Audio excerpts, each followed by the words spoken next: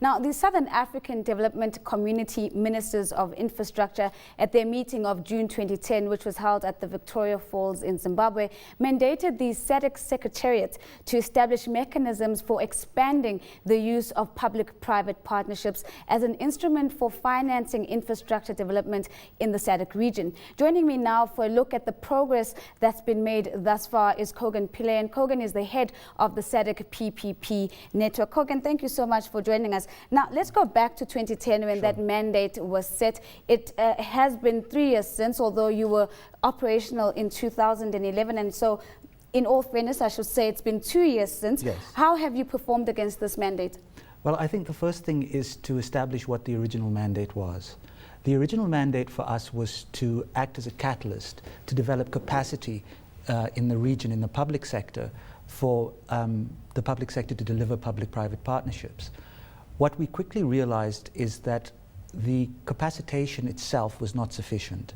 We had to grow into a regional hub for project preparation and development, because in terms of private sector investment, that was going to spark the interest of private investors to say, all right, the region of SADC is changing and the investment climate is becoming better. Right.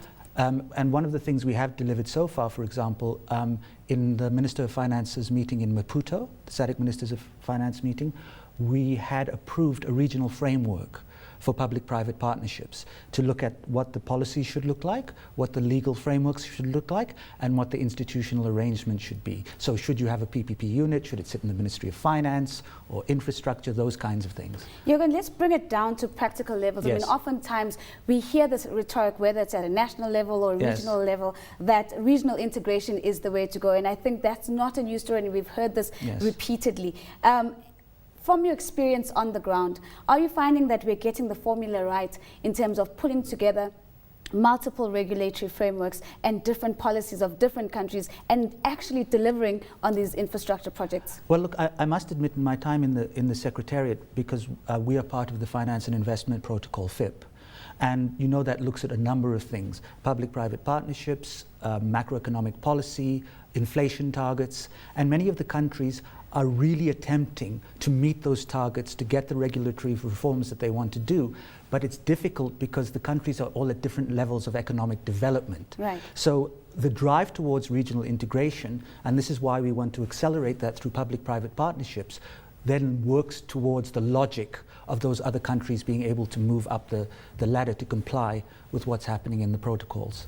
I understand that you have a gathering on the 23rd and 24th of this month, yes, where you'll be presenting 4 to 5 projects that are literally ready for takeoff. Now, first talk to me a little bit about how do you get to the final selection of the projects that you deem bankable and that should be considered by the network? Sure. Look, the first thing is that we got these projects from the SADC Regional Integrated Development Master Plan that was approved by the Ministers of Finance in 2012, that looked at all the regional projects that needed to be done. We then engaged KPMG to come and help us sift through the projects, and we downloaded them to about 39, 38.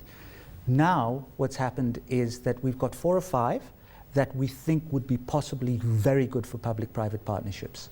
And by the way, our meeting, the public-private dialogue, is there to open up a dialogue between the public sector and the private sector to start developing projects. It's not to talk about policy, it's about the practical issues. And we're partnering with the NEPAD Business Foundation, who is co-sponsoring the public-private dialogue. What we did was we looked at a number of key areas. Is there some regulatory environment? Is it quite an easy, low-hanging project? We didn't want too much complexity to get the process going. Right. And the third thing was, has it been done somewhere else in the world? Is it reasonably replicable in our environment? Because we don't want them to fail. And the most important thing is, did they have some political backing in the countries where they were?